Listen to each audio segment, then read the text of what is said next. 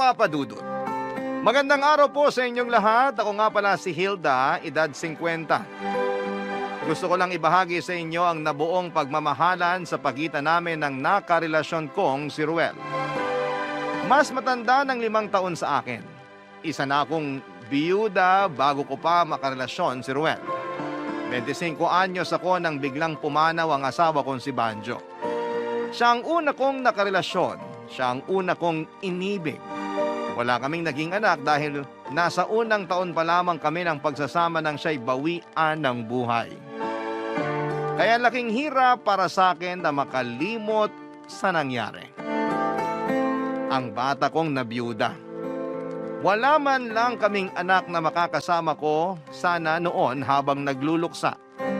Mag-isa kong ginapang ang pag-move on, Papa Dudut, mula sa kamatayan ng asawa ko. Inabot ako ng 5 taon marahil bago ko tuluyang natanggap na patay na si Banjo.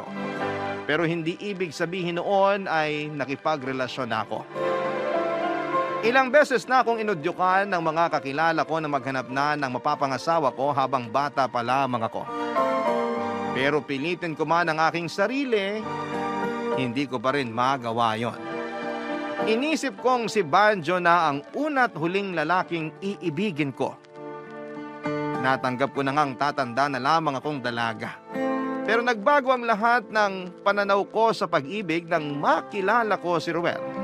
Nakilala ko siya habang nagtitirik ako ng kandila sa isang simbahan. Nagdarasal ako noon ng taimtim at hindi ko na malaya na nakatitig na pala si Ruel sa akin. Pagmulat ng mata ko ay nagulat na lamang ako dahil matamis ang ngiti niya sa akin. Kung sa ibang tao ay baka naggalit na ako. Pero may kakaibang karisma si Ruel kaya napangiti na rin ako. Pagkatapos noon ay nagpakilala siya. Sinabi ko rin ang pangalan ko. Mabilis kaming naging komportable sa isa't isa. Inaya niya ako magkape at pinagbigyan ko naman siya. Yun na nga ang simula ng pinagdasal ko sa tinirik kong kandila. Ang may pumasok na tao sa buhay ko na magbibigay muli ng kulay at saya sa buhay ko.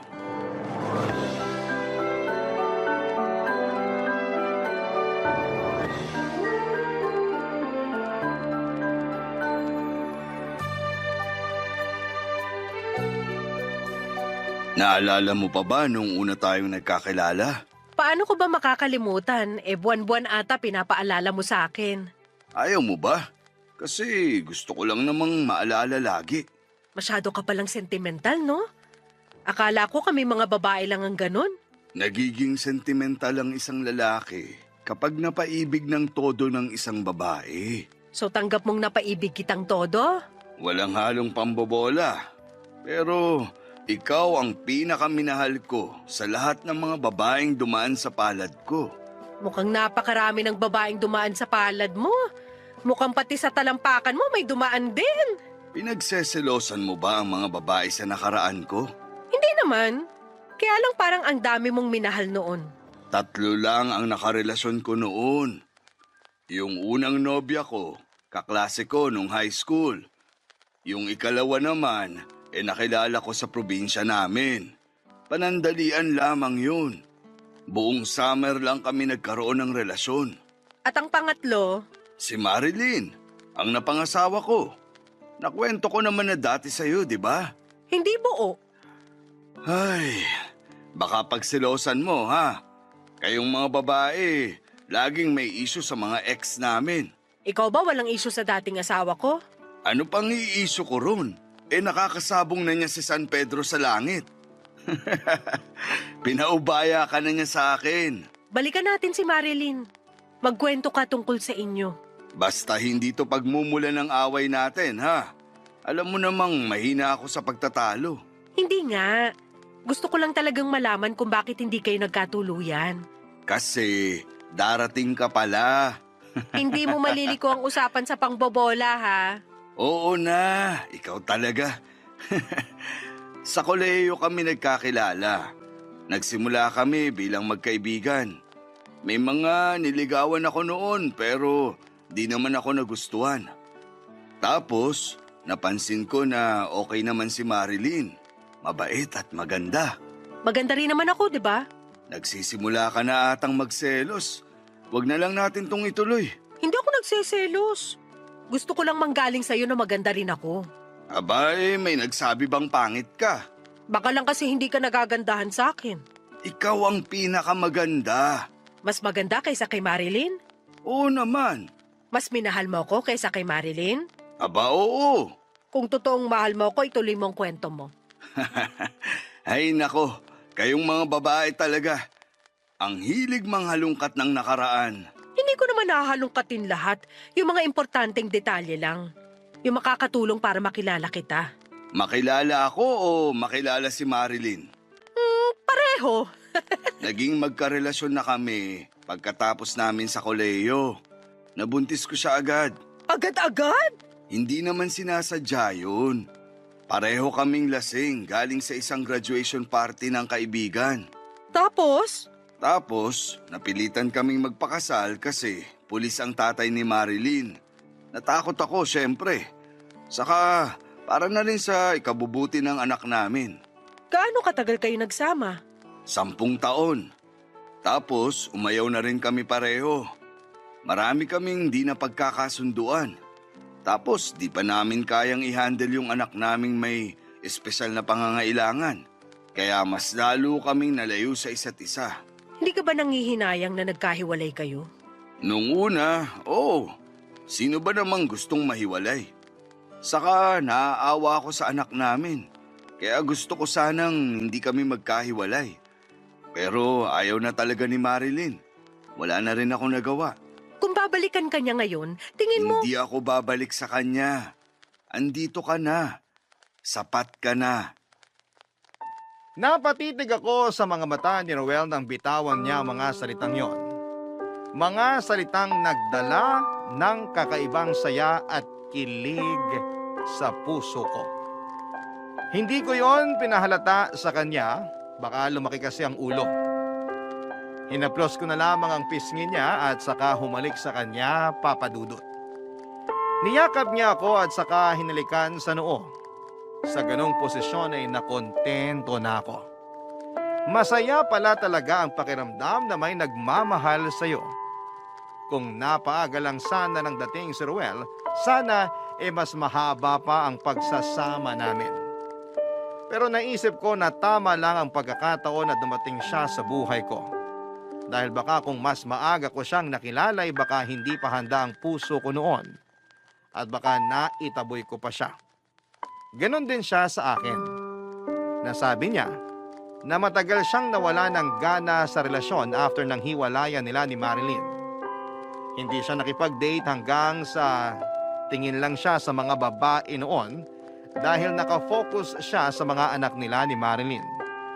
Kaya kung sakaling nakilala rin niya ako ng mas maagay baka hanggang tingin lang ang inabot ko sa kanya, papadudot. Baka hindi siya nag-isip na lapitan ako at kausapin. Kaya naisip ko na tama lang ang timing. Magaling talaga si Lord pagdating sa timing, papadudot.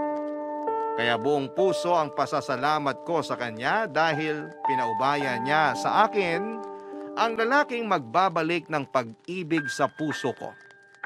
Mabilis lang ding lumipas sa mga araw, sa isang iglap ay umabot na ng 1 taon ang relasyon namin, papadudot.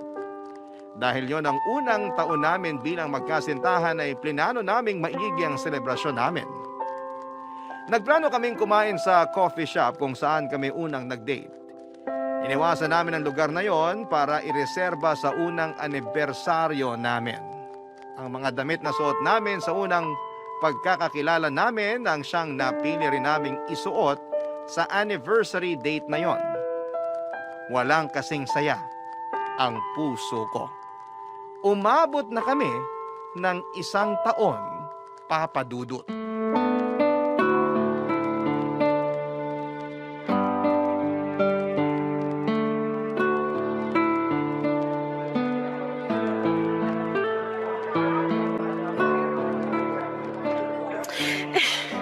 Naiinis ako. Bakit?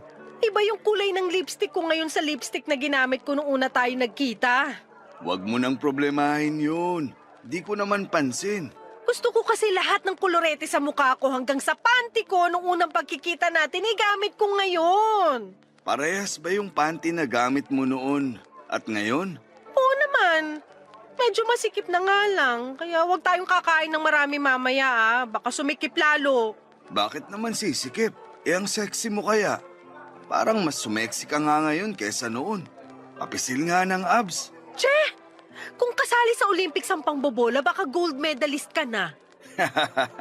Seryoso naman ako Ang sexy mo kaya. Pahawak naman ng tiyan na flat. Hindi na nga flat. Pinataba mo ko. Lagi kasi tayong lumalamon. Ikaw tong laging naglalambing ng pagkain sa akin. Dapat kasi hindi ka pumapayag. Ang hirap humindi sa'yo Pakis nga. Naku, mamaya na. Ireserba mo sa coffee shop. Doon tayo mag-kiss para ma-post ko sa Facebook. Ruel? Ruel, kinakausap kita. Sorry. Binasa ko lang yung text ni Marilyn. Binati niya ba tayo ng happy anniversary? May sakit siya. Mataas ang lagnat. Ay, ina-update ka pa rin ng ex mo? Di sana all. Hindi sa ganun. Nakikiusap siya. Napuntahan ko silang mag-ina sa bahay nila. Ha? Anniversary natin ngayon. May sakit kasi si Marilyn. Kaya gusto mo siyang alagaan? Wala kasing mag-aalaga sa anak namin. Alam mo namang special child yung anak namin. Oo nga pala. Sorry. Nadala lang ng emosyon. Kailangan ko nang pumunta ron ngayon. Kasi sinusumpong na naman daw yung anak namin. Ganun lagi kapag hindi nakakandong ni Marilyn. Teka paano yung anniversary natin? Ganito na lang. Dadaan lang ako ron. Tapos, susubukan kong maghanap ng pwedeng magbantay sa kanilang pareho. Tapos, saka na tayo mag-celebrate ng anniversary natin. Ayos ba? May makukuha ka kayang magbabantay? Marami naman akong pamangkin. Papakiusapan ko na lang. Tutal, linggo naman at wala silang pasok. Pwede bang sumama ako sa'yo papunta sa bahay ng ex mo? Hindi pwede. Bakit naman? Baka malito at magpanik lalo yung anak ko.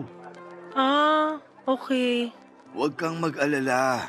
Ipapakilala rin naman kita sa kanya. Yung kalagayan niya lang kasi ngayon, medyo alanganin. Dahil sinusumpong na naman. Kapag kalmado na siya, ilalapit ko na siya sa'yo. Okay. Sige na, pumunta ka na para makabalik ka rito agad. O sige, salamat ha. Happy anniversary. Babawi ako. Happy anniversary din. Nagmadali nang lumabas si Ruel para puntahan sina Marilyn at ang kanilang anak. Naiwan akong nakaupo sa may sofa at parang hindi makagalaw dala ng lungkot na humalo sa selos.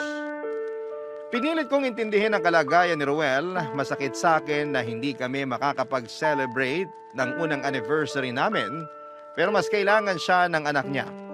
Wala rin naman akong magagawa. Ang sama ko namang tao kung pipilitin ko si Ruel na unahin ang selebrasyon namin kesa sa anak niya. Kaya lang ay hindi ako mapakali noon. Panay ang tingin ko sa cellphone ko sa pag-asang mag-update na si Ruel para sa date namin. Kaya lang ay inabot na ng ilang oras pero wala pa rin. Tinawagan ko siya pero hindi niya sinasagot. Pagkatapos noon ay nag-text si Ruel at sinabing wala pa siyang nakukuhang magbabantay kina Marilyn.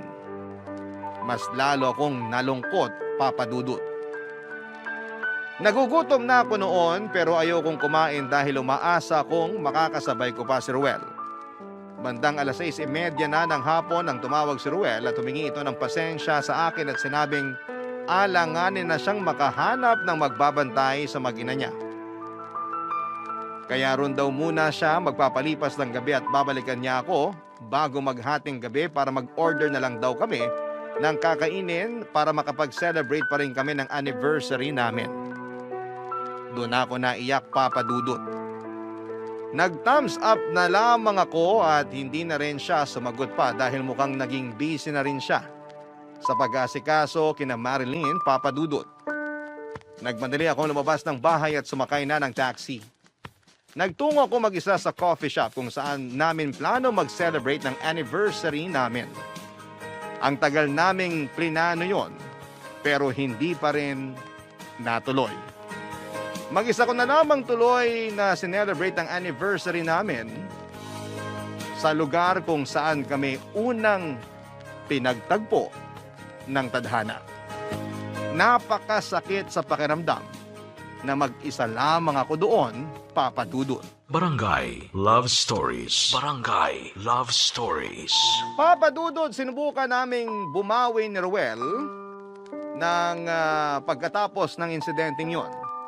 Nag-date kami kinabukasan after ng anniversary namin sa coffee shop na yon, pero hindi na ako masaya. Nawala na po yung excitement. Hindi ko naman yon pinahalata sa kanya, pero sa loob-loob ko, malungkot ako at nakakaramdam ng galit. Hindi ko lang talaga masabi sa kanya dahil baka magmukha akong masama, Papa Dudut. Hindi na nawala sa isipan ko si Marilyn. Hindi ko pa siya nakikita sa personal pero na-stalk ko na ang Facebook niya. May kaunting kurot dahil hindi pa rin pala nagdi-delete ng pictures nila si Ruel, itong si Marilyn. Nakita ko tuloy kung gaano sila kasweet nung silang dalawa pa, Papa Dudut. Hindi tuloy nakatulong sa nararamdaman kong selos yon. Mas lumala pa. Hindi naman ako selosa, hindi nga ako nakakaramdam ng selos sa una kong asawa. Pero itong si Ruel, pakiramdam ko oras-oras ay ganado akong magselos. Ganon ako ka-invested sa relasyon naming dalawa, Papa Dudut. Hindi na ako mapakali at gusto kong malaman kung totoong wala nang namamagitan kina Marilyn at Ruel. Hindi ko na rin kasi magawang tanungin pa si Ruel dahil napapansin kong na-stress na siya sa kakatanong ko tungkol kay Marilyn. Kaya naman ako nang gumawa ng paraan para makilala ang ex-wife ni Ruel. Isang araw ay pinuntahan ko siya sa bahay nila, Papa Dudut. Alam ko na kung saan nakatira si Marilyn dahil pasimple ko yung inalam kay Ruel. Wala namang kamalay-malay si Ruel na pupuntahan ko pala yon. Sinugod ko ang bahay kahit wala naman akong ibang magandang dahilan para gawin yon. Gusto ko lang makaharap si Marilyn. Gusto ko lang ding malaman kung dapat ba akong makampante sa relasyon namin ni Ruel. Nung nasa harapan na ako ng pintuan niya ay saka ako kumatok ng malakas. Dala marahil ng nerbiyos kaya napalakas ang katok ko. Mabilis naman akong pinagbuksan ng pintuan ni Marilyn, Papa Dudut.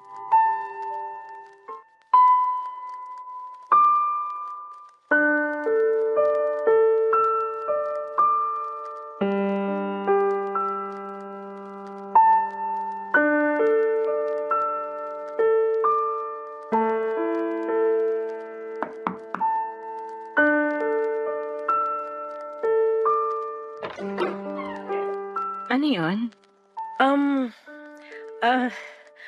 Ako nga pala si Hilda. Kilala mo ko? Bakit naman hindi ko makikilala ang girlfriend ng ex-husband ko? Mali ata na pumunta ako.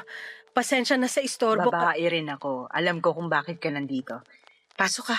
Kakasalan ko lang ng kape. Gusto mo ba? Mukhang paulan din naman. Sige, makikikape na rin. Pasok. Salamat. Ang lawak pala at ang linis ng bahay mo. Salamat.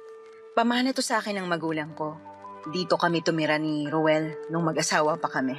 Maupo ka. Mas malaki tong bahay mo kaysa sa tinitirhan ngayon ni Ruel.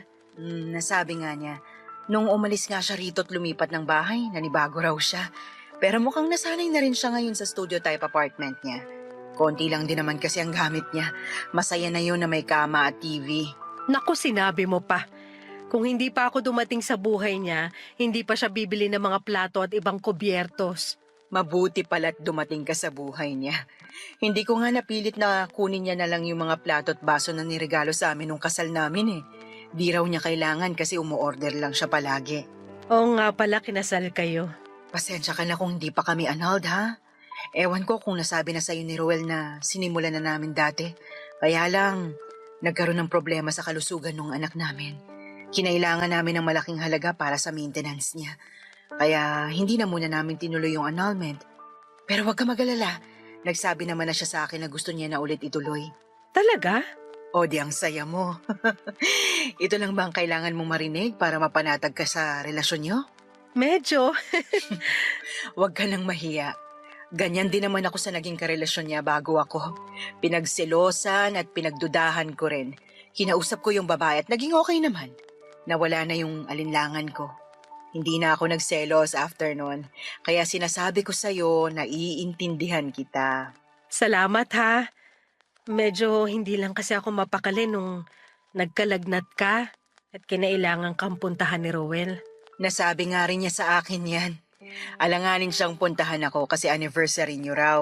Oo, nakahanda na kaming umalis nun eh. Pasensya ka na ha.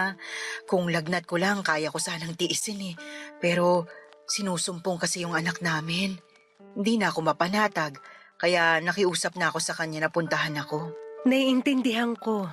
Nahiya nga ako nung nagkwento si Ruel eh. Pero pinagaan naman niya ang loob ko at sinabi niya na swerte siya sa'yo dahil naiintindihan mong bagahe at sitwasyon niya. Sinabi niya yon? Oo naman. Panay nga ang kwento niya tungkol sa inyong dalawa. Kaya napag-usapan na rin namin yung sa annulment. Huwag kang mag-alala. Gagawa kami ng paraan para matapos na yung annulment. Kasi mukhang balak ang pakasalan ni Ruel eh. Paano mo naman nasabi? Kasi sa'yo ko lang siya nakita na totoong masaya.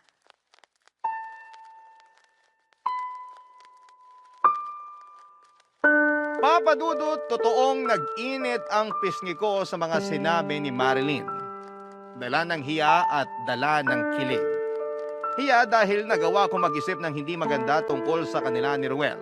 Kilig naman dahil napatunayan kong mahal talaga ako ni Ruel. Nagkakwentuhan pa nga kami ni Marilyn tungkol sa relasyon nila ni Ruel at napanatag ang loob ko, lalo't naramdaman kong wala na talagang pag-asa na magkabalikan sila dahil wala nang pagmamahal si Marilyn kay Ruel. Nalaman ko rin na nakikipag-date na si Marilyn pero hindi muna seryoso.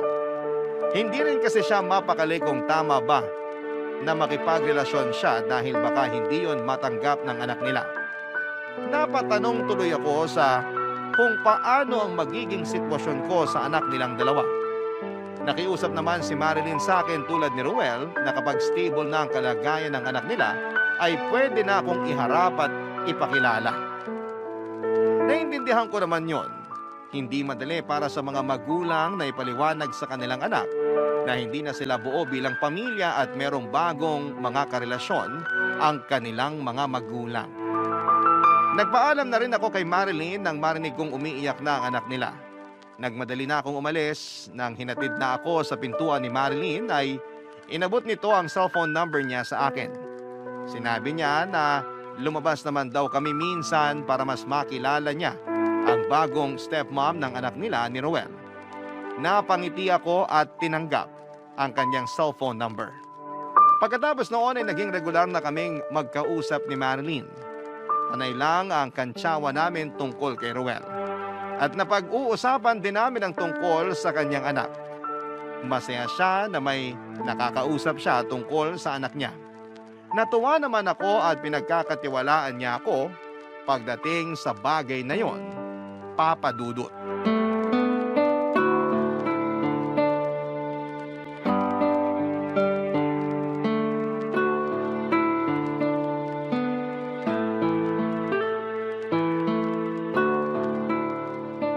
Bihis na bihis ka. Bakit ngayon lang kita nakitang nagsuot ng sexing bestida? Siguro may katagpo kang lalaki, no? Loko, masama bang mag-ayos? Huwag mong sabihin sa aking matutulog ka na sa ganyang itsura. Kasi tatabihan talaga kita. Che, Seryoso nga. Pwede ko i-cancel yung inuman namin ng mga katrabaho ko. Makakadal lang kita sa kama. ituloy mo na yan. Matagal ka na rin hindi lumalabas kasama mga katrabaho mo. Para namang tinataboy mo ako. Tinataboy talaga kita. Kasi meron kang katagpo. Kaya nagpaganda ka ng ganyan. Hindi bagay sa'yo magselos, umayos ka. Sino ngang kakatagpuin mo? Hindi mo pa sinasabi sa akin. Ex mo yan, no? Wala akong ibang nakarelasyon maliban sa'yo at sa namatay kong asawa. Anong ex ang sinasabi mo riyan? Baka lang kasi may di ka nakikwentong ex. Nakwento ko na sa'yo lahat, no? Bakit di mo makwento sa akin kung sino yung kakatagpuin mo? Ayan na siya, kumakatok na. Teka at pagbubuksan ko lang.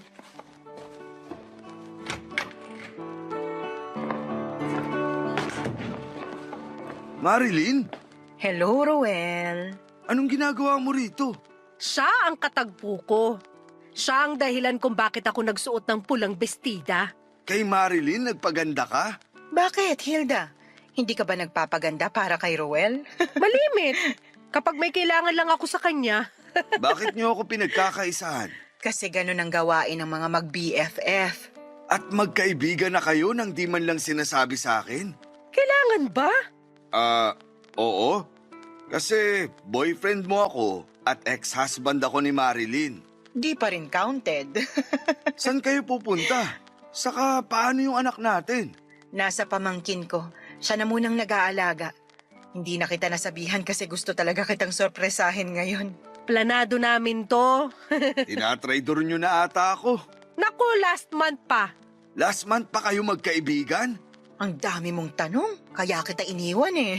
Ay, akala ko kaya mo siya iniwan kasi hindi siya magaling sa ano. Uy, anong hindi magaling sa ano? Sa pagtitiklop ng kumot. Ikaw naman, ano bang naisip mo? Alam mo, Hilda, awat na tayo sa pang-aasar dyan sa boyfriend mo. Alam mo namang pikunin yan. Namumula na nga yung ilong, oh. Ay, oo nga. Namumula nga lagi yung ilong niyan kapag napipikon na. Alam nyo, kung aasarin nyo lang tong ilong ko, mabuti pang umalis na lang kayo. Ang sungit. Sige na, alis na kami. Love you. Mas mahal mo na si Marilyn kaysa sa akin eh. Natotoo naman.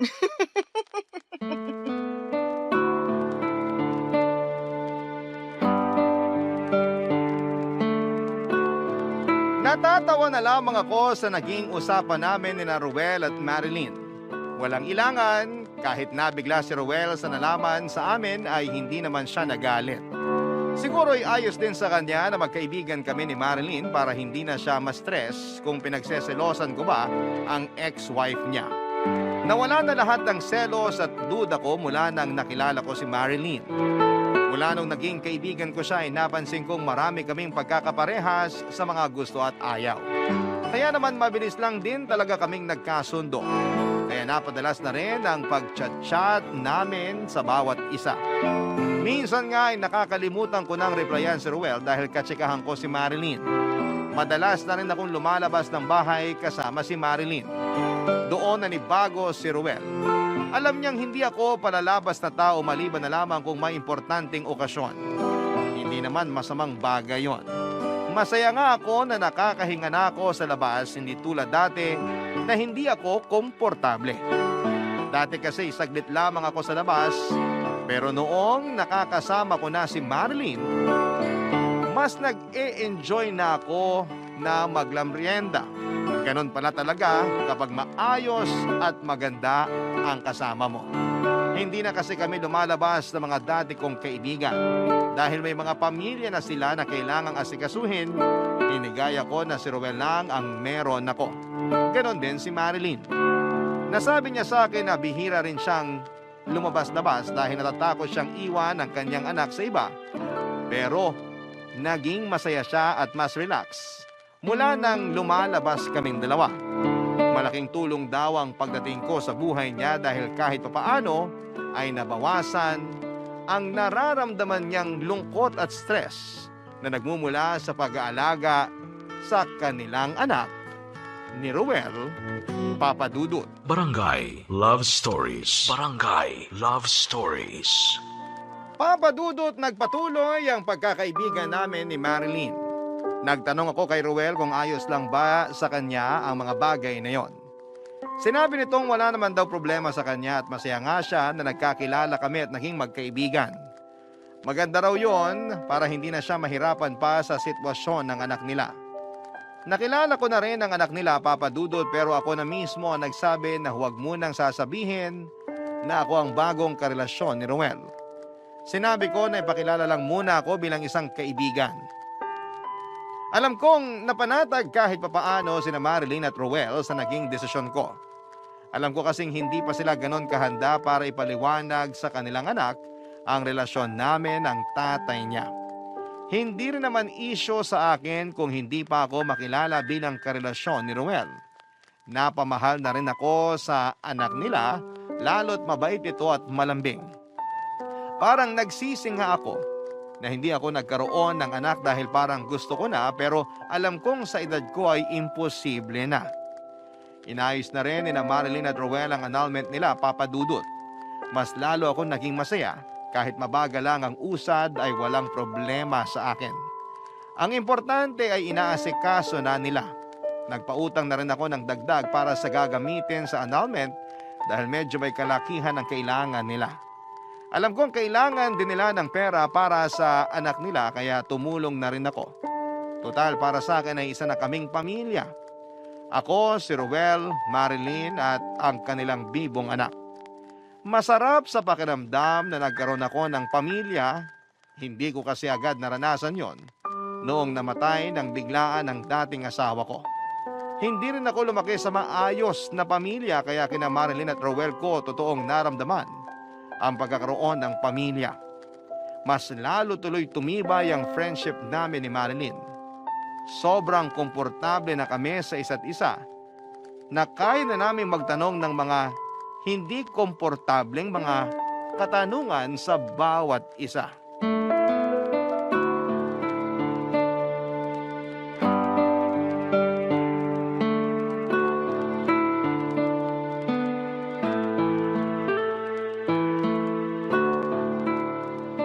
Magaling ba sa kama yung dati mong asawa?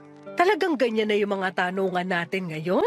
Maglilimang buwan na tayo magkaibigan. Ngayon pa ba tayo magkakahiyaan sa mga ganitong tanong? O sige, para matahimik ka na. Oo, magaling yung dati kong asawa sa kama. Tumbling kong tumbling. Ay, ang lala! Panigurado hindi ka napatumbling ni Rowel. Uy, paano mo alam? Hello! Ako ang unang nakatikim, di ba? Kaloka ka? Huwag mo itong masabi-sabi kay Rowel, ah. Alam mo naman yun, sensitive pag issue sa kama. Ay, nako. Alam mo bang idadagdag ko sana yung pagiging banu niya sa kama para mapabilis ang annulment namin? Kasali raw yun sa grounds for annulment. Hindi niya tinuloy yun? Syempre hindi. Masasaktan pagkalalaki niya. Alam mo naman ang Rowel mo, mabilis magdamdam. Alam ko na yan. Pero kahit mabilis magdamdam, madali namang pakisamahan. Totoo rin. Alam mo bang mas ka-close na niya yung mga kakilala ko kaysa sa akin? Kala mo laging tatakbong barangay captain eh. Hindi man siya gold medalist sa kama, pero gold medalist siya sa pag-aalaga. Alam mo, nung kami pa, busog sagana ako sa pag-aalaga niyan. Na-spoil ako masyado. Ultimo basong ginamit ko, ayokong hugasan kasi nasanay ako na siya lagi ang nagtatrabaho all around sa bahay. Petics lang talaga ako dati. Ako nga pinaglalaba pa niya ng panty kapag natutulog siya sa bahay. Ang sipag niyan maglaba. Yung itim na panty ko, biglang naging puti. Ang importante, nilaban niya. Pero seloso siya ha? Hindi mo ba nahahalata? Kapag lagi lang ako nakatutok sa cellphone ko, iniisip agad niya na may kachat akong iba. Nagdadabog na yan. Ang di niya alam, ikaw lang yung kausap ko. Ay, ako naman, pinagselosan niya yung nagde-deliver ng tubig sa amin nun. Panay daw kasi yung tingin ko sa malabatong dibdib niya. Ay, hindi niya ako kinibo ng 2 araw. Hindi niya nilaban yung binabad niyang mga panty ko. Ay, naalala ko pala. Nagselo siya ron sa asawa kong namatay na. Kasi dinalaw ko nga nung death anniversary. Ang nakakaloka, alam mo ba? Sabi niya, baka nilalandi ko raw yung dati kong asawa sa puntod niya. Ewan ko kung biro ba yun o ano. Pati patay pinagseselosan? Pero kasi kung magaling sa kama gets. Grabe kung ano-ano mga pambabackstab na ang ginawa natin kay Ruel. Panigurado kung nasan man siya ngayon, dumudugo na ang dila niya sa kakakagat. Masakit din pala mga gat yan si Rowel ha. Ingat ka. Baka may rabies. Kinagat ba naman ako nun sa hita? Nanggigil sa akin Kinagatin niya ako pero sa tenga. Paborito kasi niya ang tenga ko. Kulang na lang suka, papasa na atang inihaw. Ganyan lang talaga siya, magpakita minsan ng kilig at pagmamahal niya. Isipin mo na lang, kapag madiin ang kagat niya, ganon din kadiin ang pagmamahal niya. Bininan ba niya yung kagat sa hita mo? Halos 3 linggo bago nawala yung pasa at sugat. Buti na sabi mo yan. Mag-iingat na ako sa susunod. Hilda, thank you ha. Para saan? Sa pagkakaibigan. Hindi lahat pwede sa ganitong friendship. Pero tayo na itawid natin. At itatawid pa natin hanggang forever!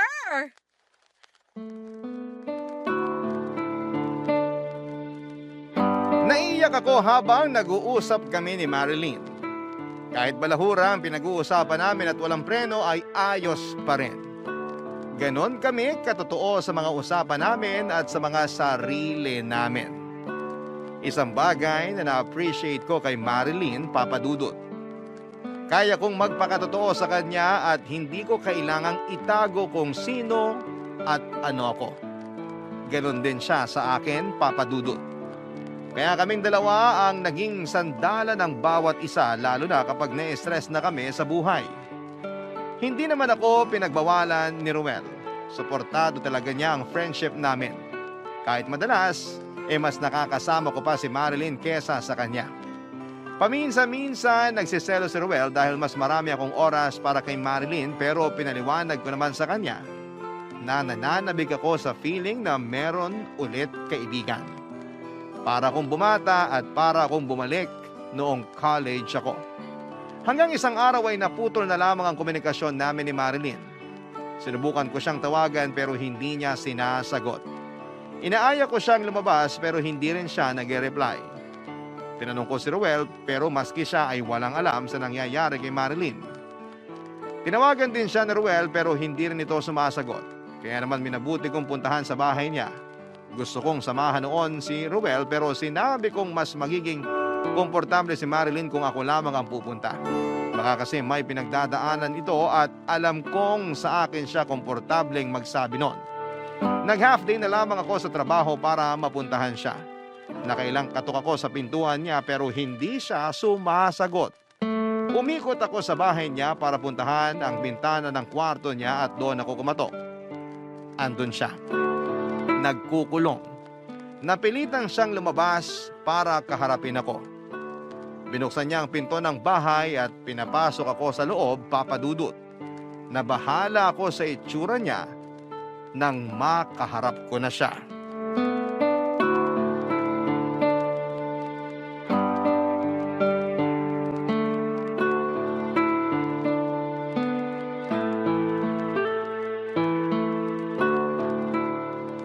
Kumusta ka? Ito, Ito? Anong ibig mong sabihin ito? kung anong nakikita mo sa akin, yun na yun. Nakikita kong hindi ka pa naliligo at nagsusuklay. Tama. At mukhang walang tulog. Tama ulit. Nag-aalala ako sa'yo. Kami ni Ruel. Hindi ka sumasagot sa mga tawag at chat namin. Kung hindi ako sumagot, ibig sabihin ayokong may makausap sa inyo. Hindi ko alam kung bakit inulit-ulit niyo pang pagtawag sa akin eh. Hindi ba halatang ayokong pakiharapan kayo? Pero kaharap mo na ako ngayon. Kasi napilitan ako. Halos basagin mo na yung bintana ako sa kwarto sa kakakatok eh. Sorry pero hindi lang kasi ako mapakali na walang balita sa'yo. Akala ko kung ano na nangyari eh. Asan ang anak mo? Nasa kapatid ko. Bakit nandun? Alam ba ni Ruel? Huwag mong sasabihin sa kanya. Bakit naman hindi? Anak niyo yun. Hindi niya pwedeng malaman. Bakit? Nag-aalala na talaga ako sa'yo, Marilyn. Hindi mo kailangan mag-alala. Kailangan mo lang tumahimik. Huwag mong sasabihin na ganitong itsura at kalagayan ko kay Ruel. Pwede ka naming tulungan. Andito lang kami. Pwede naman ako maging totoo sa'yo, no? Oo naman. Dati pa naman eh. Alam mo bang naiinis ako sa'yo? Bakit ka naiinis sa akin? Kasi buo ang atensyon na naibibigay sa'yo ni Ruel. Mula nung naging kayo, nabawasan na yung oras niya sa amin mag-ina. Mahal mo pa rin ba si Ruel? Hindi na. Pero kailangan ko siya. Para sa anak namin. Hindi naman niya kayo pinababayaan, di ba? Saksi ako. Nakikita ko sa tuwing inaalalayan niya kayo mag-ina. Hindi mo kailangan mainis sa akin dahil lang sa pakiramdam mo na aagaw ko si Ruel sa inyo. Hindi totoo yun. Kung tutuusin, dagdag pa nga ako para masuportahan ang anak mo. Yun nga eh. Alam kong hindi totoo yon, pero pinaniniwala ako ng utak ko na totoo lahat. Naiinis ako sa utak ko, naiinis. Sige, iiyak mo lang. Mamaya mawawala na yan. Ilang linggo ko nang hindi nakakasama ang anak ko. Hinahanap na raw niya ako, sabi ng kapatid ko. Pero hindi ko siya kayang makita. Naguguluhan na ako, Marilyn. Ano ba talagang nangyayari? May lupus ang anak ko, Hilda. At kailangan niya ng mas matinding atensyon, lalo't naaapektuhan ang kanyang kidney at atay. Sabihin natin to kay Ruel. Pagtutulungan natin ang pagpapagamot sa anak nyo. May naitabi akong pera. Gagaling din ang anak mo. Ang sakit na hindi pwedeng mabuhay ng normal ang anak ko. Bakit sa kanya binuhos lahat ng sakit? Anong nagawa namin ni Ruel para parusahan kami ng ganito? Wala rin akong maisasagot dyan. Gusto ko lang sabihin sa'yo na kailangan mong lumaban at magpalakas para may pagugutan ng anak nyo. Mas nauna pa akong nanghina kaysa sa anak ko, Hilda. Hindi ko na alam ang gagawin. Nung kami ni Ruel, wala akong problema masyado dahil siyang umaasikaso ng lahat. Magtulungan tayo. Andito lang ako. Sabihin mo lang kung anong kailangan mo. Gagawin ko para sa inyo ng anak mo. Talaga? Lahat? Oo. Ibalik mo na sa akin si Ruel. Parang awa mo na. Kailangan namin siya. Ipaubaya mo na siya sa akin, Hilda. Marilyn, hindi naman ata tama yung hinihingi mo. Mas malakas ka kaysa sa akin. Kaya mo kahit wala si Ruel sa tabi mo. Hindi mo ko katulad. Mahina ako. Kailangan kong magpaalalay sa kanya. Parang awa mo na. Ibalik mo na siya sa akin. Papayag naman si Ruel eh. Para sa anak namin. Para sa pagkakaibigan natin. Magpaubaya ka na. Lumuhod sa harapan ko si Marilyn at nagmamakaawa habang umiiyak. Hindi na rin ako makagalaw noon at hindi ko alam kung ano ang sasabihin ko sa kanya para mapakalma siya at matauhan sa mga sinasabi niya. Alam ko namang dala lamang ito ng kalungkutan kaya gano'n ang mga sinasabi niya. Sinubukan ko siyang pakalmahin pero tinataboy niya ako. Pinagbantaan din niya ako na huwag makakarating kay Ruel ang napag-usapan namin. Hindi ko na alam ang gagawin noon. Hindi ko siya kayang iwan sa sitwasyon niya pero natatakot naman ako para sa sarili ko. Sa huli ay pinagtulakan niya akong palabas. Sinubukan ko pa siyang tawagan para pakalmahin pero pinatay na niya ang cellphone niya. Nung nakauwi na ako ay nakatanggap ako ng tawag kay Marilyn. Tinatanong niya kung napag-isipan ko na ba ang mga sinabi ko sa kanya. Natatakot na ako, Papa Dudut, sa tono ng boses niya lalo't sinasabayan niya ng iyak at tawa. Pinipilit niyang ipaubaya ko si Ruel sa kanya. Nagkunwari akong pumapayag na sa gusto niya at natuwa siya. Tinanong niya kung kailan ko pwedeng ihatid si Ruel sa bahay nila. Ang dami niyang sinasabi at mas lalo akong nag-alala na baka merong problema sa pag-iisip si Marilyn dala ng stress sa kalagayan ng kanyang anak. Sinakyan ko na lamang ang mga sinabi niya at kinuha ko na rin ng pasimple ang number ng kapatid niya na nag-aalaga sa kanilang anak. Sinabi ko ang sitwasyon. At kahit siya ay nabahala na rin, sinabi ko na rin kay Ruel ang mga nangyayari kay Marilyn. Pinag-usapan namin ang pwedeng gawin lalo't parehong kailangang bigyan ng atensyon si Marilyn at ang anak niya. Nakita ko kung paanong gumuho ang mundo ni Ruel sa mga nangyayari. Halos wala akong magawa sa sitwasyon nila. Gustuhin ko mang tumulong pero hindi ko alam kung paano. Sa tingin ninyo, ano ba ang mayaambag ko sa sitwasyon ng mag-ina ni Ruel? Dapat ba akong makisali? Dapat ba akong manahimik? Naguguluhan na rin po ako. Sana ay magawa ninyong matulungan ang sitwasyon ko. Tiwala ako sa Barangay Love Stories at sa bumubuo ng Barangay LS 97.1. Kaya dito ko po piniling ibahagi ang aking kwento. Muli maraming salamat po, Papa Dudut, sa pagbasa ng aking liham at sa lahat ng inyong mga tagapakinig ngayong araw na ito. Ang inyong kapuso at kabarangay, Hilda. Dear Papa Dudut, naranasan niyo na bang pasanin ang daigdig? Marahil sa iba ay masyadong mabigat ang tanong na ito. At baka isipin nila na may iba pa na mas mabigat ang pinagdaraanan kesa sa akin para masabi ko ang bagay na yan. Pero base sa mga naranasan ko bilang isang breadwinner ay sari-saring malungkot at mahirap na sitwasyon ang pinagdaanan ko sa kamay ng sarili ko pa talagang ina at kapatid. Kaya nga Papa Dudut, importanteng kumustahin din natin yung miyembro ng pamilya natin na mukhang matatag. Pero kinakaya na lang pala ang lahat. Bago ko umpisahan ang pagkukwento ko sa buhay ko ay pabati muna ng isang magandang tanghali sa inyo at sa mga kabarangay natin. Ako po si Stacy, 22 years old, taga Pasig at nagtatrabaho bilang call center agent. Marami nagsasabi na maswerte ako sa trabaho ko dahil nasa opisina raw, di aircon at hindi masyadong nag-iisip. Kasi sumasagot lamang ng tawag at malaki raw ang sinasahod. Pero sa totoo lang ay marami-rami rin akong iniluha sa mahigit 3 taong ko bilang isang ahente. Hindi naman kasi lahat ng mga sinasabi nila ay totoo, Papa Dudut. Walang madaling trabaho at madalas ay nakaka-frustrate. At Papa Dudut, mas nagiging doble ang hirap at pagod pag mismong pamilya mo ang hindi nakakaintindi sa pinagdaraanan mo.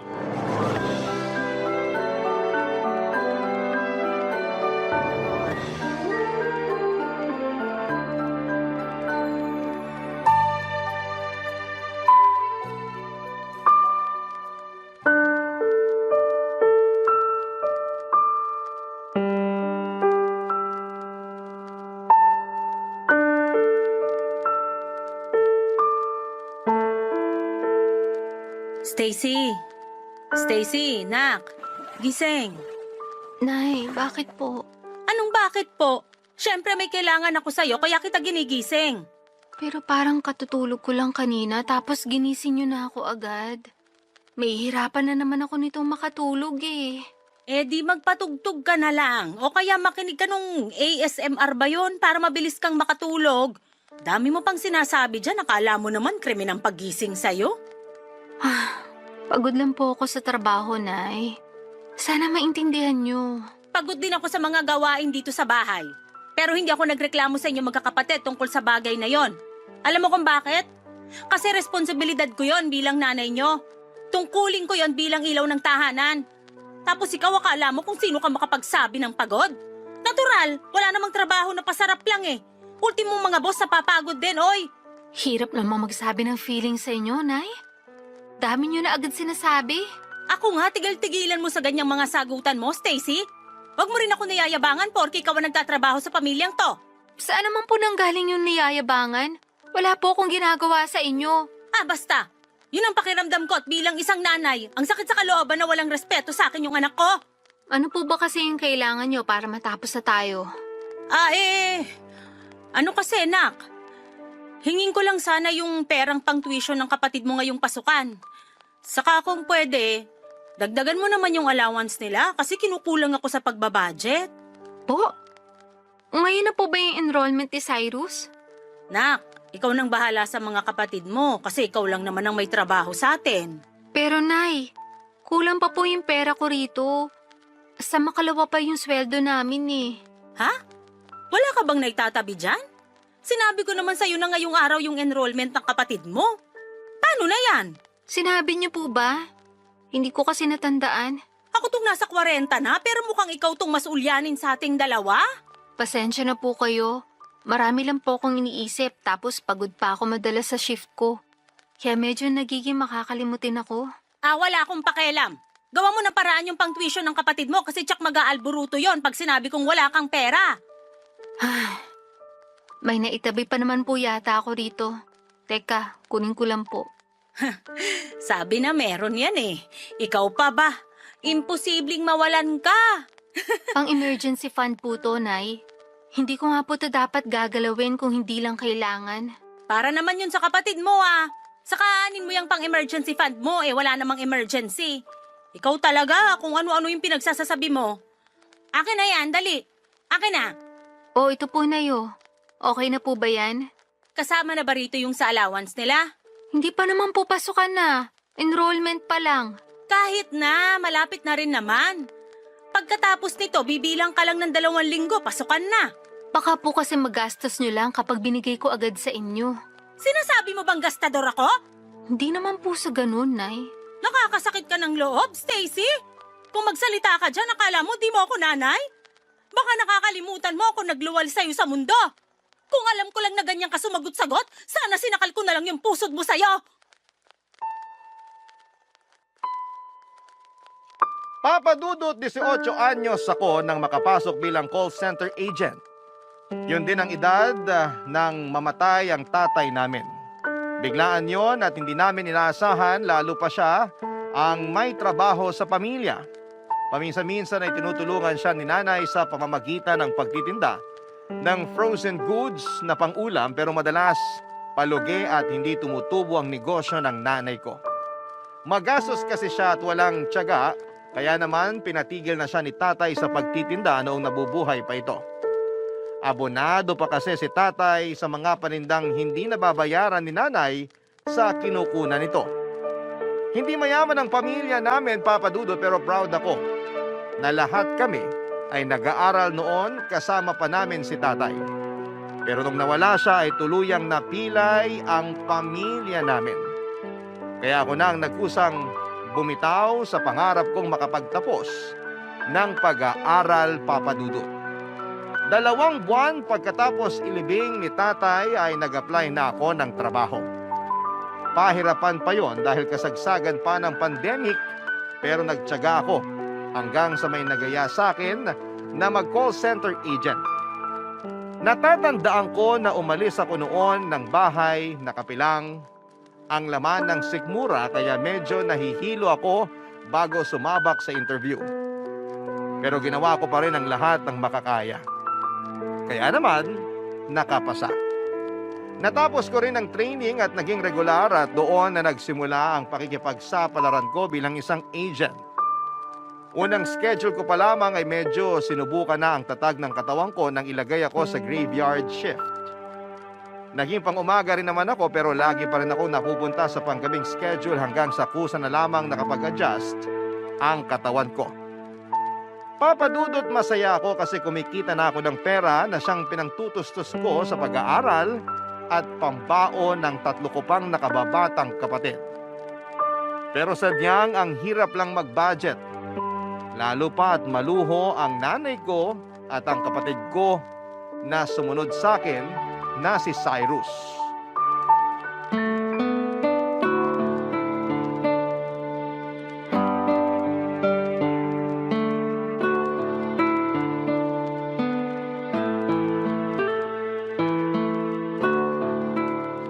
Yun!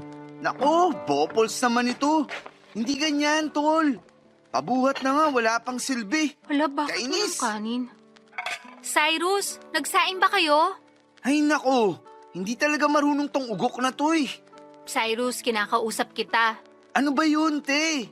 Istorbo ka naman. Kita mong may ginagawa ako. Ano ba yung ginagawa mo? Naglalaro ka lang naman. Ayan, natalo tuloy ako. Kasalanan mo to, ate. Wala akong ginagawa sa'yo, ah. Dinadaldal mo kasi ako, kaya na-distract ako. Nagtatanong lang naman ako. Ano ba kasi yung tinatanong mo? Kung hindi pa kayo nagsaing, wala man lang kanin dun sa kaldero. Nagsaing kami, pero baka naubusan ka na. Bakit yun naman ako inubusan? Alam niyo naman kakain ako pag gising eh. Nakalimutan namin na tirhan ka. Napasarap ng kain, kaya simot yung kanin. Hindi niyo rin yata ako tinirhan ng ulam, no? Bumili ka na lang. May pera ka naman, kaya sa naghanap ka ng wala. Damay mo na rin ako sa orderin mo, te. Nagutom ako bigla. Ano? Kung makaano ka, akala mo may patago kang pera, ah. Tsaka nagtitipid ako, Cyrus. Hindi ako pwedeng basta gumastos lang. Ang damot mo naman. Ako pa talaga yung madamot? Totoo naman eh. Di ka na nga ng libre kung ano-ano pang sinasabi mo. Kapal naman ang mukha mo. Baka nakakalimutan mo na ako ang ate sa ating dalawa. Hindi ko kaya yun nakakalimutan. Saka ikaw nga ang ate. Kaya dapat ikaw ang manlibre. Ikaw tong may trabaho at sweldo tapos ang kuripot mo. Oh, Ba't parang dun pa lang sa may pinto, dinig ko na yung iringan yung dalawa. Si Cyrus kasi, Nay, sinasagot-sagot ako. Napakawalang respeto. Sumasagot ako kasi may bibig ako. Eh, ikaw naman ang nakatatanda. Ikaw na magpasensya, Stacy. O, dali, tingnan niyo tong mga pinamili ko. Pinamili? Oo, kasi nag-sale yung malapit na mall dyan, kaya pinuntahan ko na. Bihira lang naman mangyari yun, kaya bumili na ako. Meron po kayong pera? Ano pong pinambayad nyo dyan, Nay? Meron. Yung sweldo na binigay mo sa akin. Pero di ko naman inubos lahat dito. Baka sabihin mo naman dyan ay... Sigurado ako may sasabihin na naman si ate. Kasi pinang-shopping niyo yung pera na binigay niya sa inyo, Nay. At bakit? Wala na ba akong karapatang magsalita? Pera ko naman yan at para yan sa bahay natin. Hindi yan para pambili ng kung ano-ano, Nay. Laki-lakihan mo kasi yung bigay mo para naman may pang-shopping ako, nak. Naku, sa kuripot ni ate, ayaw nga niya akong ilibre ng merienda, Nay. Kung nga hindi nyo tinirhan ng pananghalian tapos gusto mo ilibre kita? Ano ka, siniswerte? Nay, oh! Ay, bumili ka na lang sa labas, Stacy. May pera ka naman eh. Liit-liit na bagay, hilig mong palakihin.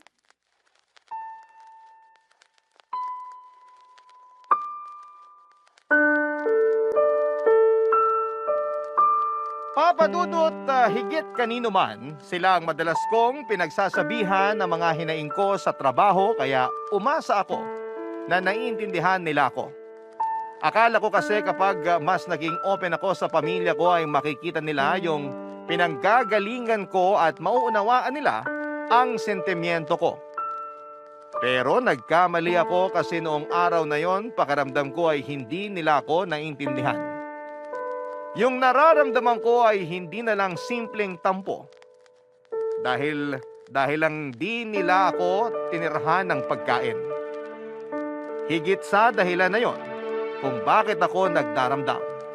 Nagkapatong-patong na yung mga sama ng loob ko, Papa Dudut. Nakakalungkot na madalas sila pa ang dahilan kung bakit ako nahihirapan. Kahit kasi ayokong dalhin sa trabaho yung tampo ko sa kanila ay hindi ko pa rin maiwasan. Tapos naapektuhan noon ang performance ko. Kaya nga may mga pagkakataon na nasasabon ako ng team leader ko. Pero lagi naman akong bumabawi at nagsisikap na magawa ng maayos ang trabaho ko. Minsan naman, Papa Dudut, ay sumasabay yung nakakausap kong mga kliyente na siya namang sumisira ng araw ko. Simula kasi nang maging call center agent ako ay naranasan kong mainsulto ng husto, mamura at mapagsalitaan ng masasama na akala mo'y kasalanan ko kung bakit hindi maganda ang karanasan nila sa serbisyong kinuha nila. May iilan din naman na maayos kausap pero karamihan ay akala mo ay nabili nila pati ang kaluluwa mo. Sila pa yung mga mabababa ang tingin sa mga tulad namin na nagtatrabaho. Barangay Love Stories. Barangay Love Stories. Kahit na nagtatrabaho na ako ng mga panahong yun at kumikita ng pera ay gusto ko pa rin makapagtapos ng pag-aaral. Gusto ko kasing maging teacher pero alam kong kailangan kong isantabi ang pangarap na yon. Dahil ang sabi ng nanay ko ay unahin ko munang pagtapusin sa kolehiyo ang kapatid kong si Cyrus. Pumayag na lamang ako kahit na may tampo ako kasi halata namang paborito ni nanay ang kapatid kong yon. Palibas ay gwapo si Cyrus at madalas naman ang mga pageant simula elementary hanggang senior high school. Siyempre kasama si nanay sa kasikatan ng kapatid ko sa lugar namin dahil lagi siya nitong buntot sa tuwing may sinasalihan si Cyrus sa eskwelahan man o sa barangay namin, Papa Dudut.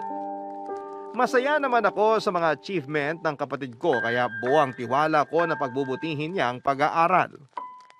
Kasi kung loloobin siya yung unang makakapagtapos ng kolehiyo sa pamilya namin. Alam ko na kahit nawala na si tatay, proud pa rin siyang papalakpak sa langit para kay Cyrus. Kaya nga bilang ate niya ay ginawa ko talagang lahat para maibigay lang ang pangangailangan niya. Hindi mahirap sa akin na bigyan siya ng ekstrang pera pag nagkulang ang allowance niya, lalo na kung kailangan niya talaga. Sinabi ko noon sa sarili ko na wala akong hindi kakayaning gawin para sa mga kapatid ko, Papa Dudut.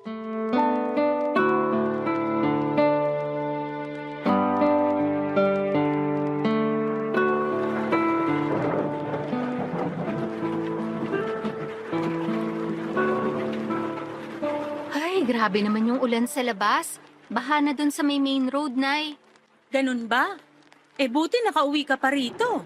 Lumusong na ako kaysa naman mas stranded pa ako. Naghugas na lang ako dyan sa labas kasi nakakadiri talaga yung tubig baha. Kulay lupa. Sinabi mo pa. O eto anak, magkape ka muna. Baka nilalamig ka na dyan. Salamat po, Nay. Pero mamaya ko na po iinumin.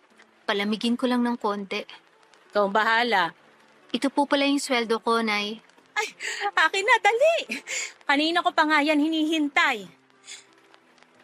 Pero teka lang, bakit parang kulang yata to ng 1,000? Malaki po kasi yung kaltas namin ngayong cut-off eh. Kaya yan lang po muna maibibigay ko, Nay. Nak, kulang kasi to eh. Meron pa naman po tayong bigas, di ba? Oo, mga 5 kilo pa yon. Tipid-tipirin po muna natin.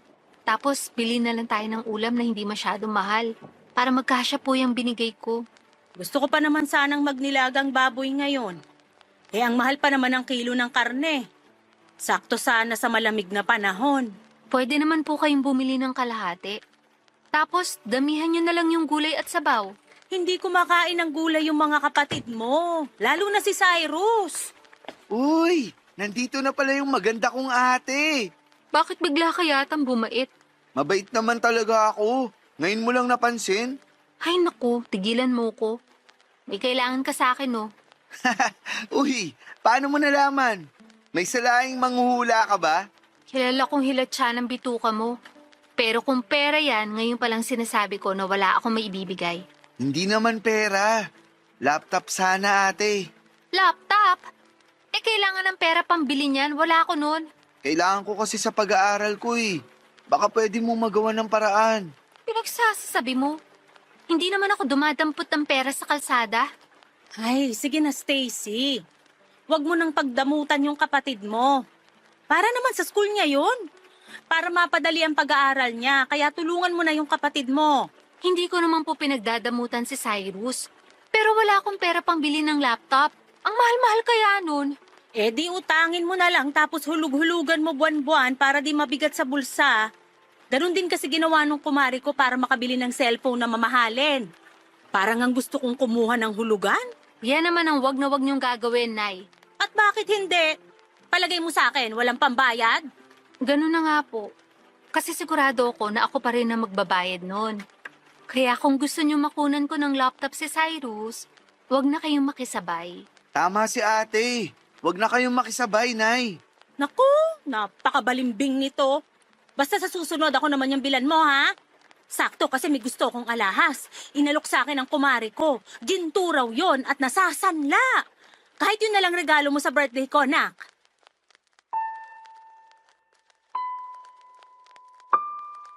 Nang mga panahong yon ay 1 taon pa lang ako nagtatrabaho bilang call center agent. At lahat ng sweldo ko ay ibinibigay ko kay nanay.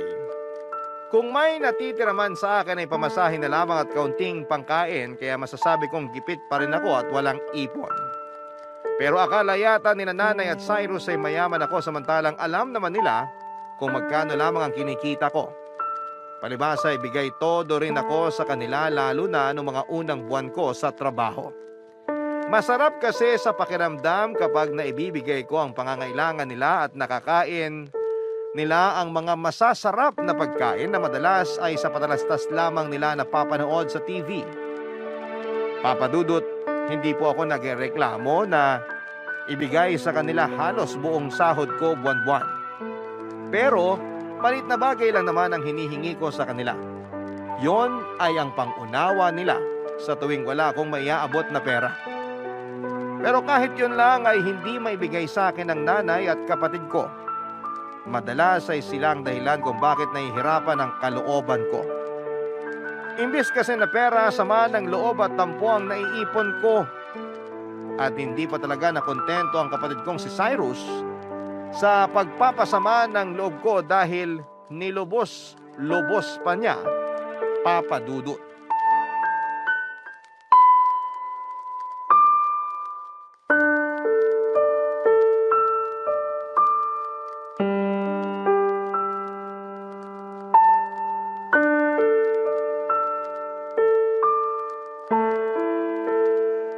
Nay, pag nalaman ni Ate Stacy na bagsak ako, baka magalit yun. At bakit naman magagalit ang ate mo? Siyempre, siya nagpapaaral sa akin. Siya rin nagbibigay ng baon ko. Tapos, nag-request pa ako ng laptop sa kanya na hanggang ngayon, hinuhulugan pa rin niya. Nandun na tayo. Pero di ka naman siguro matitiis ng ate mo, nak. Sigurado kayo, Nay, ha? Oo. Nanay niyo ako kaya kilalang kilala ko na kayo. Maniwala ka sa akin. Parang nagbago na isip ko. Ayoko nang sabihin sa kanya. Pero magtatanong yon. Siguradong malalaman niya. Natatakot kasi ako na sumbatan niya. Maraming sasabihin yun, sigurado ako. Ako nang bahala. Susuyuin ko na lang siya bago pa siya magsalita. Sigurado kayo, Nay, ha? Oo, sabi. Hey, ikaw naman kasi bakit mo binagsak yung mga subject mo? Ano pong binagsak, Kambing. Nay? Ate, gising ka na pala. Nakakagulat ka naman, nak. Ano nga po yung sinabi niyo na binagsak? Ha? Ano kasi? Ate, huwag kang magagalit, ha? Bakit? Ano ba kasi yun? Pwede bang sabihin niyo na lang? Nay, kayo na lang po magsabi kay ate. Ito kasing kapatid mo, nak. Nagka-problema sa school niya. Ano pong problema? Hindi naman malala. Ano lang, yung 5 sa mga subject niya, bagsak. Pero 5 lang naman yun. 5 lang naman? Nay, ang dami kaya nun. Oo, pero babawi na lang daw yung kapatid mo sa susunod. Huwag ka nang magalit sa kanya. Ano ba kasi nangyari, Cyrus? Bakit ang dami mong bagsak? Ang hirap kasi ng mga subject na yan, ate. Lalo na yung math. Tapos ang dami pang assignment na binibigay sa amin. Kaya tinamad na akong gawin. Tinamad kang gawin? Katawiran ba yun? Kaya ka nga nag-aaral. Sino pa bang inaasahan mong gagawa ng mga assignment mo? Stacy, wag mo naman pagalitan si Cyrus. Nay, manahimik muna kayo kahit sandali. Hindi po kayo ang kinakausap ko. Aba, talaga namang... Gusto mo bang malaman ng totoo? Kasi ayoko na mag-aral. Tinatamad na ako. Pagod na akong pumasok sa pesteng eskwela na yan. Kaya wala na akong pakialam kung bagsak man ako. Ay, siraulo ka pala. Stacy, wag mo nasaktan si Cyrus. Ikaw ang ate, kaya ikaw ang dapat umintindi sa kapatid mo. Paano ko po iintindihin yung katuwiran niya? Tinamad pumasok?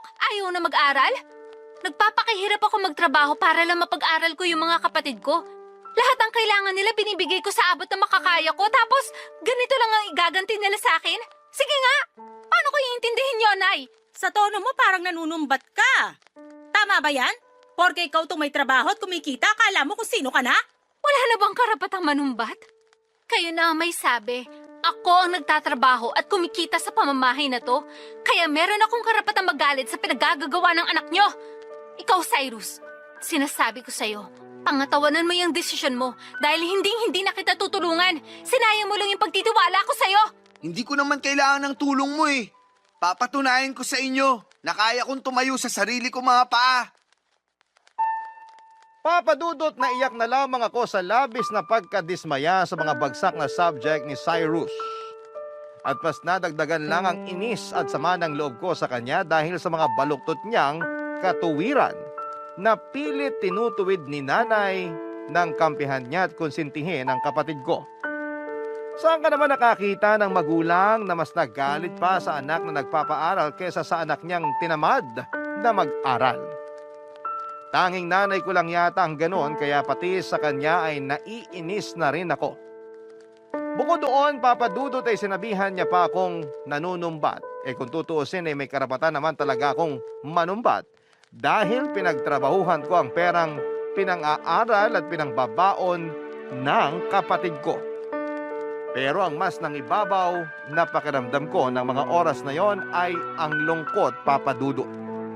Pakiwari ko ay wala kong boses sa pamilya namin. Yun bang wala kong karapatang magsabi ng opinyon dahil sila pa rin ang masusunod. Pakiramdam ko ay nag-iisa lamang ako sa pamamahay namin at walang gustong makinig sa saloobin ko. Na walang halaga ang nararamdaman ko sa mga taong importante sa akin. At kaya ganun lang nila ako pakitunguhan kasi alam nilang hindi ko sila kayang tiisin. Totoo naman dahil may sa pusong mamon ako. Mana ako sa tatay ko eh. Kaya alam nila na hindi ako magtatanim ng galit sa kanila at babalik din kami sa dati.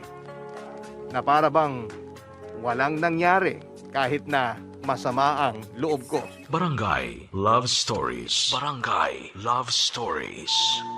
Papa Dudut, nagpatuloy ang iringan namin sa bahay dahil sa pagkampi ni nanay kay Cyrus at pagkonsente sa kapabayaan nito sa pag-aaral. Ilang beses niyang sinabi sa akin na ako ang nakatatanda kaya dapat ay mas iniintindi ko ang nakababata kong kapatid.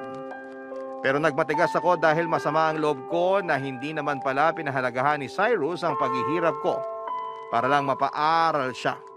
At mas lalo akong nadismaya sa kapatid kong yon nang tuluyan na siyang huminto sa pagpasok niya sa eskwelahan.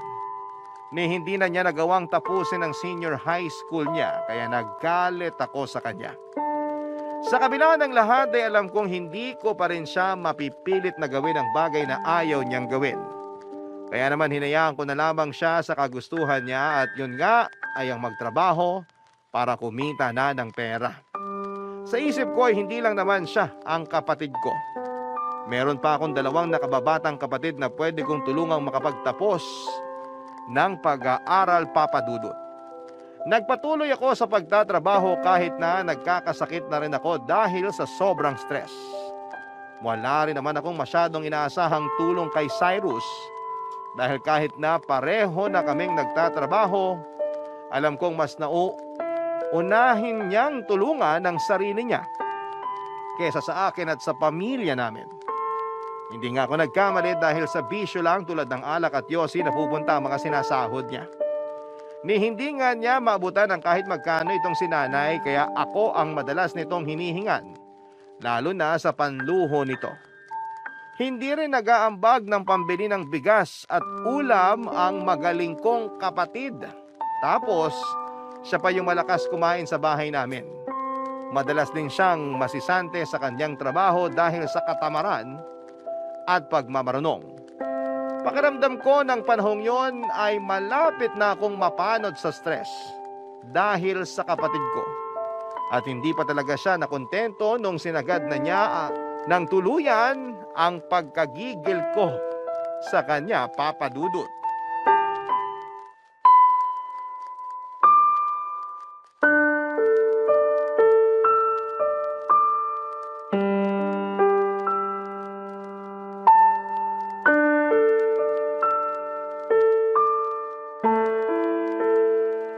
Naku! Excited na ako sa magiging apo ko. Proud na proud talaga ako sa'yo, nak. Kasi ikaw ang unang magbibigay ng apo sa akin. Pero Nay, baka kung ano na naman masabi ni ate ha. Ano naman sasabihin niya, hindi naman siya yung buntis. Tumigil nga siya. Nandito na po ako. Grabe yung nangyari dun sa nasakyan kong UV Express. Ay, sandali. Binilan mo ba ako ng masarap na tinapay na pinasalubong mo sa amin nung nakaraan? Ay naku, nakalimutan ko po, Nay. Nako, sa dami naman ang kakalimutan mo yung patalaga. Nung nakaraang araw, wala ka ring dala. Tapos pati ba naman ngayon? At talagang mas concerned pa kayo sa tinapay na yon kesa sa sarili niyong anak, Nay? O bakit? Wala naman nangyari sa'yo ah. Ibang klase talaga kayo. Minsan naiisip ko kung mahal niyo ba talaga ako kasi anak niyo ko o dahil lang may pakinabang ako sa inyo. Ano bang pinagsasasabi mo? Palagay mo sa akin, ganun kasamang ina? Hindi po, pero yun kasi ang pinararamdam niyo sa akin. Mas mahal niyo pa yung anak niyong puro sakit lang ng ulo ang binibigay sa inyo. Nananahimik ako rito ate ha. Totoo naman ang sinasabi ko ah. Bakit, nasaktan ka ba? Kapag di ka pa tumigil dyan, papatulan na talaga kita. Sige, gawin mo. Akala mo hindi ako marunong lumaban, ha? Magtigil na nga kayong dalawa. Si Ate Stacy yung pagsabihan nyo. Nananahimik ako rito, biglang nagpaparinig. Parang tanga. Stacy, tumigil ka na ah. Sige, kampehan nyo na naman yung paborito nyong anak. Sanay naman ako na binabaliwala nyo eh. Eh, sanay ka naman pala, bakit nagagalit ka pa? Kasi ang unfair nyo. Anak nyo rin naman ako pero kontratuhin nyo ako para lang akong gatasan dito. Mabait lang kayo sa akin kapag may naibibigay akong pera sa inyo eh. Pero pag wala, hindi nyo na ako nire-respeto. Sabihin nyo nga, ampun nyo ba ako? Kasi kung oo, baka maintindihan ko pa kung bakit ganyan ang ugali nyo sa akin. Pinagsasasabi mo dyan. Walang ganon. Anak kita, sa akin ka nang galing. Muntik pa nga ako mamatay nung iniiri kita tapos sasabihin mo lang na ampon ka? Baliw na babae to ah. Alam mo, masyado lang mainit ang ulo mo. Kumalma ka nga, Stacy. Maupo ka kasi may babalita kami ng kapatid mo sa'yo. Ano yun? Ikaw na magsasabi o ako, Cyrus? Ikaw na, Nay. Parang kinakabahan ako sa sasabihin yung dalawa. Nangyari na kasi to nung bumagsak ka sa mga subject mo sa school. Iba naman yung ngayon. Sigurado akong matutuwa ka, anak. Kasi magiging auntie ka na. Ano pong sabi nyo? Nakabuntis ako, ate. Magkakababy na ako. Ha? Paano nangyari yun? May girlfriend ka? Meron. Nabuntis ko na nga, di ba? Pero ang bata mo pa. Paanong bata pa? Nakabuntis na nga yung kapatid mo. Inay, paano bubuhayin ni Cyrus yung magiging anak niya? Napaka-irresponsable niyan. Walang ginawa kundi magbisyo at hindi marunong tumulong sa pamilya natin. Tingnan nyo, wala na nga ulit yung trabaho tapos nakuha pa niyang bumuo ng sarili niyang pamilya. Sino mabuhay noon, ako? Pwede ba? Huwag kang masyadong OA. Saka nasa edad na rin naman ng kapatid mo. Kaya na niya yan. Hindi ako naniniwala kasi hanggang ngayon wala pa rin siyang napapatunayan sa akin. Hanggang ngayon, puro lang sakit ang ulo ang nakukuha ko sa anak niyong yan. Tapos nagdagdag pa talaga siya ng responsibilidad? Bakit ba ganyan ka magsalita? Blessing yung bata. Ewan ko sa inyo, Nay. Puro na lang talaga problema tong pamamahay na to. Malapit na ako makalbo sa inyo.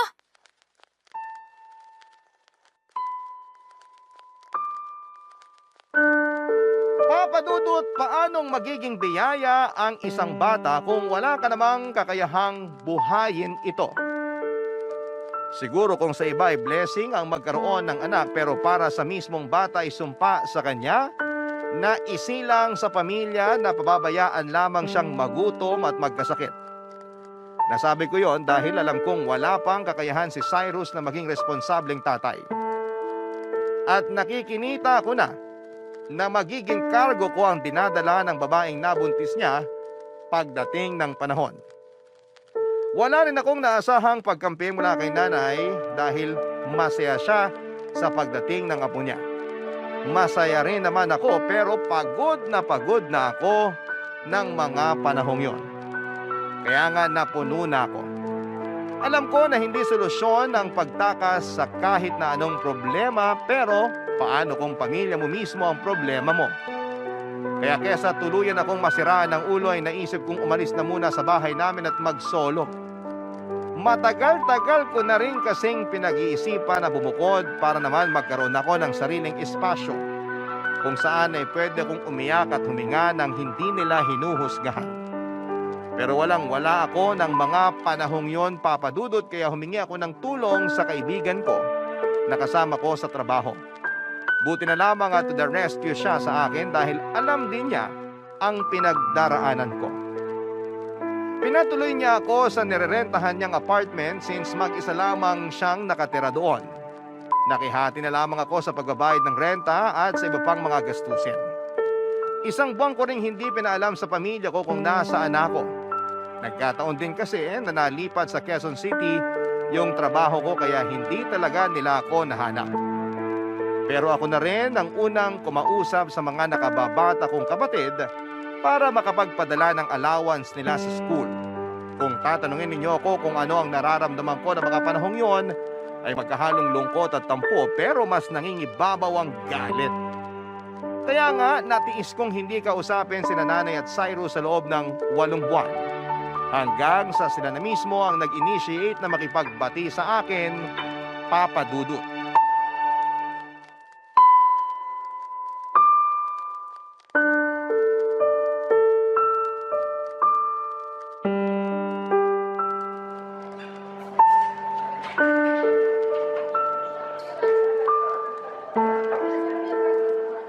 Nak, buti na lang pumayag ka na makipagkita sa amin ni Cyrus.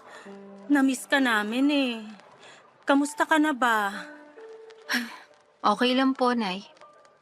Kayo po, kumusta? Ito, ang laki ng pagsisisi namin ng kapatid mo kasi huli na nung na-realize namin na mahalaga ka pala sa amin. Nung umalis ka, ibang-iba na yung bahay natin. Bigla akong naramdaman na parang nawalan ako ng anak. At hindi ko pala kaya yon, kaya patawarin mo sana kami. Pasensya na po kayo kung umalis ako sa atin. Kung hindi ko po kasi ginawa yun, baka mabaliw na ako. Alam ko may kasalanan din ako kasi iniwan ko kayo. Sorry po, Nay. Kami yung dapat humingi ng tawad, ate. Kasi kami yung nagtulak sa'yo na umalis sa bahay para iwanan kami. Ako, sa totoo lang, hiyang-hiya talaga ako sa'yo. Hindi ko alam kung paano ka haharapin ngayon, pero nilakasan ko na lang yung loob ko. Kasi gabi-gabi akong kinakain ng konsensya ko. Sabi ko sa sarili ko, gusto kong humingi ng tawad sa'yo. Pero di mo na responsibilidad na patawarin ako dahil sa mga kasalanan ko sa'yo. Ako rin, Nak. Marami kaming natutunan nung nawala ka sa bahay. Naalala kong maging nanay sa mga kapatid mo nung umalis ka. Dapat kasi hindi ko yung kinalimutan nung nawala ang tatay nyo. Dapat di ko pinasa sa'yo yung responsibilidad na yun para di ka nahirapan at nagsakripisyo. Naisip ko baka magalit sa akin ang tatay mo pag nagkita kami sa kabilang buhay kasi pinabayaan kita, Nak. Pinabayaan ko yung panganay namin. Nay, wag na po kayong umiyak. Sorry, Nak. Maiintindihan ko kung di mo ako kagad mapapatawad. Pero sana wag mo pa rin kalimutan na may nanay ka. Miss na miss ka na namin sa bahay. Miss na kita. Totoo yung sinabi ni nanay, ate. Lagi kang hinahanap ng mga kapatid natin sa amin. At tinatanong nila kung kailan ka raw uuwi. At kapag hinahanap ka nila sa akin, nalulungkot ako kasi di namin alam kung saan ka hahanapin. Ay, miss na miss ka na namin. Marami ring nangyari na nakakalungkot. Pero masasabi ko na nagturo yun ang pinakamalaking aral sa buhay ko. Anong ibig mong sabihin? Ano nangyari? Namatay ang baby ko. Premature siya nung pinanganak tapos di na rin niya nakayanan. Kaya bumigay na yung katawan niya. 5 oras lang namin siyang nakasama bago niya kami iniwan. Pasensya ka na, Cyrus, ha? Kung alam ko lang sana nadamayan kita. Okay lang yun kasi kinaya ko naman.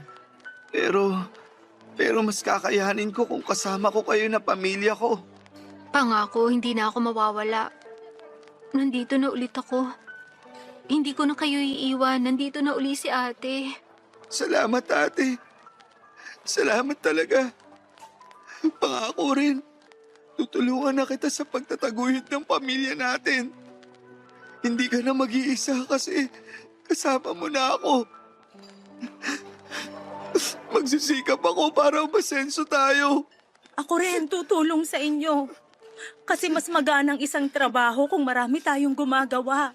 Saka pamilya tayo. Dapat lang na nagtutulungan tayo. Pasensya ka na, Nak. Kung ngayon lang namin na-realize tong bagay na to, ha? Sana hindi pa huli ang lahat para magbago kami at patunayan na nagsisisi na kami sa mga kasalanan namin sa'yo. Hindi pa naman po huli ang lahat eh. Tungkol naman po sa mga kasalanan nyo.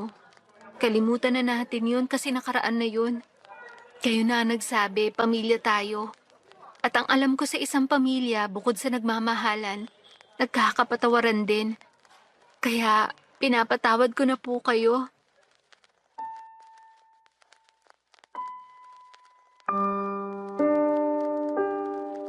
Papa Dudut, napakagaan sa pakiramdam. Napatawad ko na sina Nanay at Cyrus. Pamilya ko pa rin sila at hindi ko sila kayang tiisin ng ganon katagal. Marami lang talagang pumipigil sa akin noon na unang mag-reach out sa kanila. Pero nasa plano ko na rin nakausapin sila noon. Masaya lang ako dahil sila ang nagkusa. Mas lalo kong na-appreciate ang ginawa nila. At bagaman may malungkot silang binalita sa akin, alam kong mas makakaya naming harapin ang bawat pagsubok sa buhay namin ng sama-sama. Pamilya, Papa Dudut, ang takbuhan natin sa oras ng kagipitan at pangangailangan. Kaya nga dapat maging kakampi natin ang isa't isa. Sa mga magulang ay dapat magmumula ang pagbubuklod-buklod ng bawat miyembro at hindi ang pagkawatak-watak. Yun ang mga natutunan kong aral mula sa mga naranasan ko sa buhay. At yun din ang gusto kong ibahagi sa mga kabarangay natin ngayong araw. Bukod doon ay natutunan ko rin po ang tamang pagtulong. Yun bang hindi mo kailangang ibigay ang lahat kung ikaw lang din ang mawawalan sa dulo. Kaya nga may kasabihan na you cannot give what you don't have. Okay lang mapagod at magpahinga at unahin ang sarili para lalo kang mas makatulong sa iba. Isa pong mahigpit na yakap para sa lahat ng mga breadwinner. Saludo ako sa inyo dahil katulad ninyo ko. Sana nakukuha ninyo ang suporta na kailangan ninyo mula sa inyong pamilya. Higit sa lahat ay sana hindi ninyo sinosolo ang responsibilidad lalo na kung pwede naman nila kayong tulungan. Hanggang dito na lamang po ang sulat ko at maraming salamat po Papa Dudut sakaling mapili po ninyong i-air ang kwento ng buhay ko, and God bless sa Barangay Love Stories at sa Barangay LS 97.1. Ang inyong forever kapuso at kabarangay, Stacy.